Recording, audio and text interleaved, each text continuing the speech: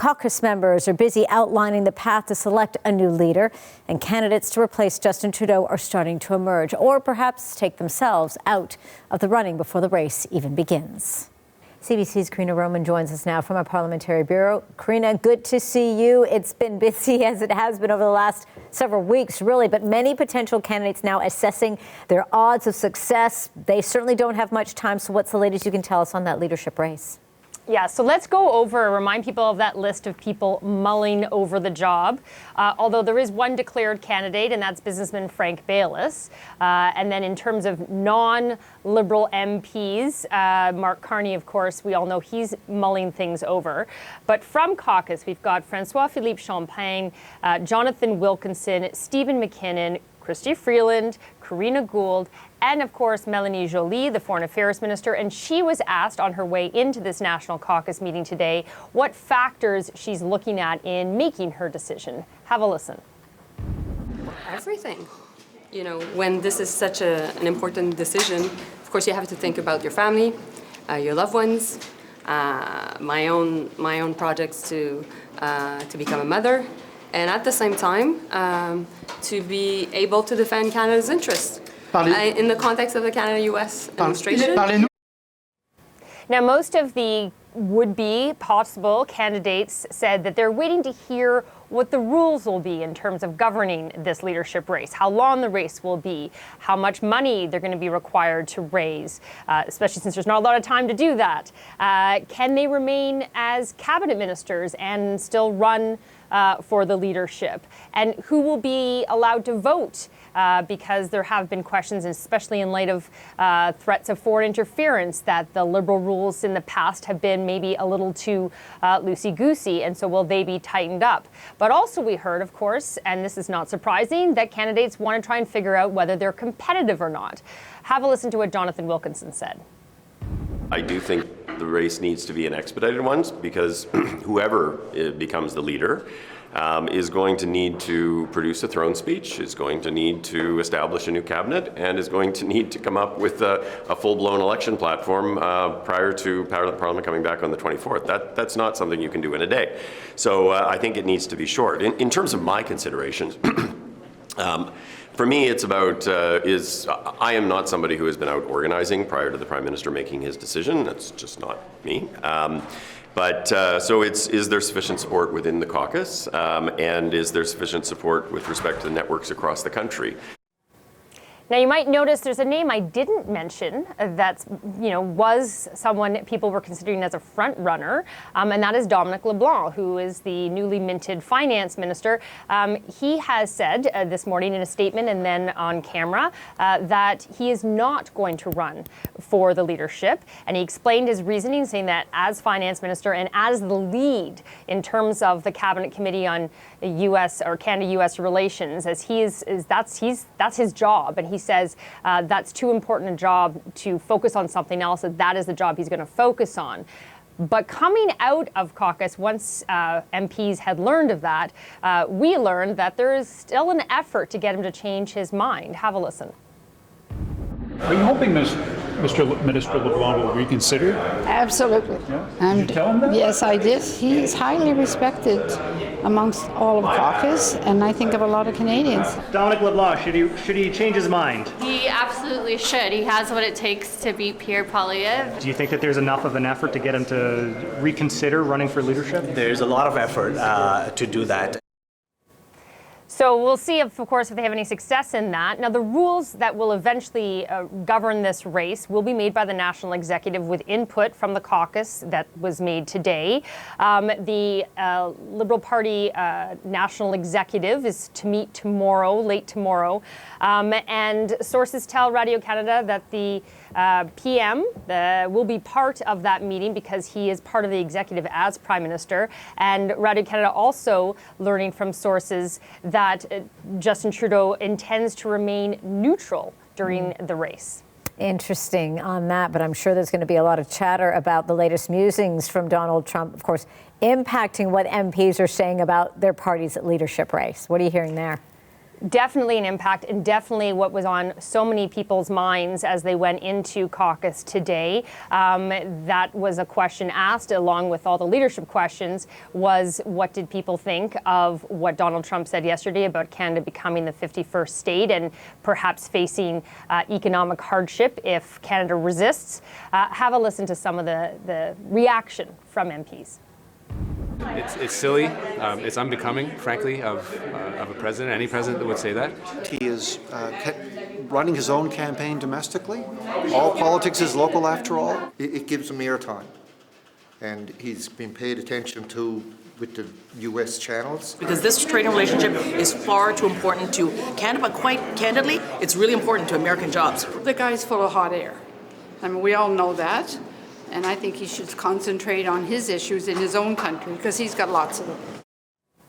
Now, Dominic LeBlanc was also asked about this, and I should say that he was at that dinner that, of course, we reported on in Mar-a-Lago with Donald Trump, saying that what seemed to start as a joke is clearly not a joke anymore, and certainly not something that the Canadian government thinks is funny, but they need to take it seriously, and described it as a tactic to sow confusion, agitate people, create chaos, which I think we can agree it has done that. But in the meantime, while Dominic LeBlanc, for instance, says this is never going to happen, Canada's not going to become the 51st state, but it does face these economic consequences that could be quite painful.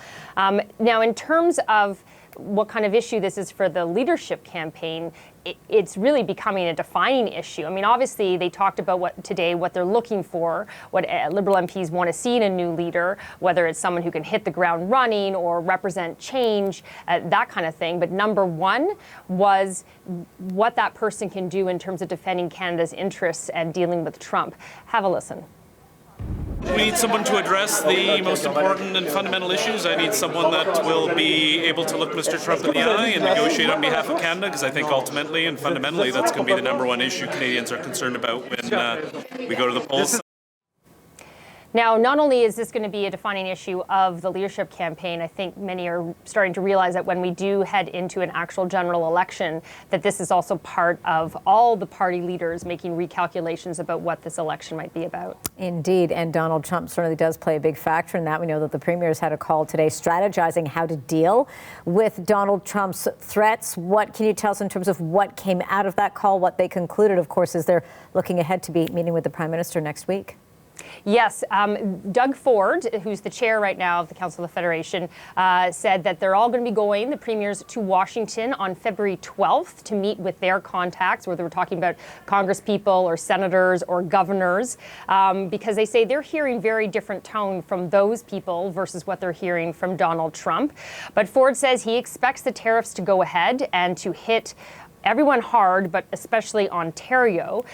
He was asked about a list of retaliatory tariffs that the province might be considering. He says that is being worked on, but have a listen to what he said about specifics.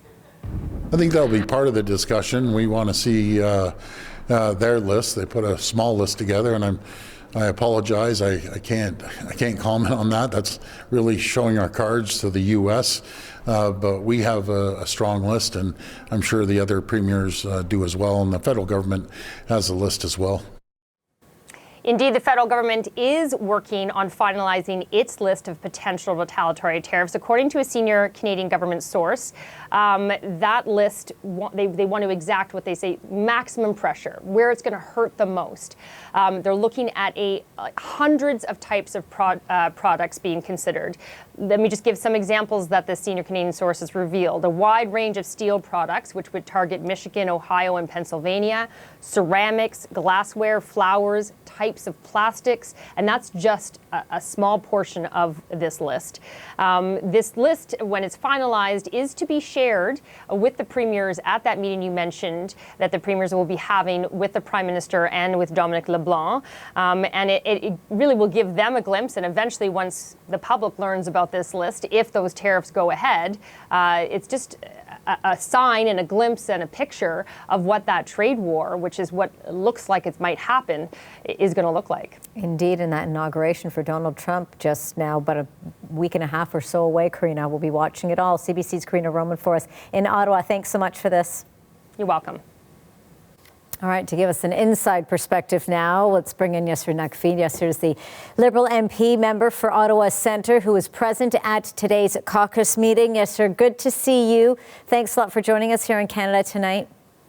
Thanks, Angie. Now, I know, of course, you can't tell us what happened inside that caucus meeting, but give us a sense of the mood, the feeling, and how you're feeling coming out of all of this. Well, first of all, I mean, this was an opportunity for us to thank Prime Minister Trudeau for his remarkable leadership over the years, his relentless commitment to Canada. And so, you know, we took that time to thank the Prime Minister. And the rest of the meeting was to talk about the upcoming leadership, to elect a new leader of the Liberal Party of Canada and Prime Minister, somebody who will be taking us into the next election. And so most of our conversation were very thoughtful and insightful in terms of the kind of rules and the process that the party executive should be considering as they organize this important leadership race. And looking at that leadership race and who potential candidates are, the list is somewhat long, but there's some on that list that I guess, you know, you were sort of leaning towards. Dominic LeBlanc, for example, we know that he has said that he has, you know, no plans to run. Talk to me a little bit about that, because I know that there's been quite a bit of that push, you know, even on your part as well, to you know, perhaps even change his mind. Yeah, I think Dominic will make a very effective leader. Dominic is a really capable individual. He has lots of experience. He's been a parliamentarian for some time, who's served in government and in opposition. And he's an effective communicator. He can speak to Canadians in a really authentic way, and he can take Pierre Poilievre to task, the manner in which Pierre Poilievre wants to really undermine all the good work that has been done to help Canadians. So I really feel strongly that Dominic LeBlanc is the kind of individual who can provide a positive vision to Canadians so that we can earn the trust of Canadians in the next election. What about some other alternatives who could, as you say there, if LeBlanc's not looking to go in that direction, who else could lead the party, could sort of solidify things within the Liberal Party, but as you say, take Pierre Poilievre to task and the Conservatives? Well, I think we're quite lucky to have some really capable people in our caucus and Liberals outside of the caucus who are looking at the prospect of running for leadership. I'm having a few conversations with some of those individuals, and I look forward to seeing who actually decides to run and what ideas they're bringing forward.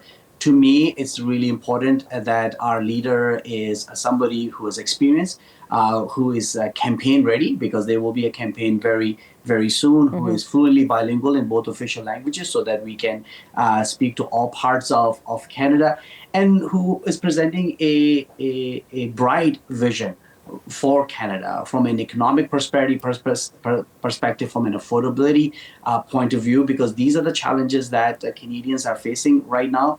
Given the threat that we're seeing from the United States, we need a leader who is able to deal with those challenges while building a better life for Canadians. What about bringing the party back together? There's a sense there with everything that was going on, certain members of caucus, those letters that went out and those that commented directly, and this is prior to the Prime Minister, prior to Justin Trudeau announcing his resignation, pushing for that resignation. Others, on the other hand, were behind the Prime Minister, saying that, you know, he can continue onwards.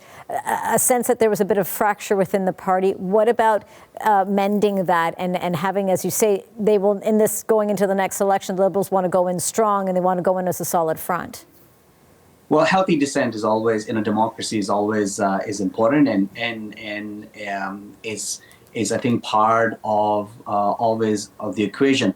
But I can tell you, attending the caucus meeting today, I was so encouraged to see how united we are as a team. We're Liberals. Our focus is serving Canadians, our respective communities, and that was the focus of the conversation.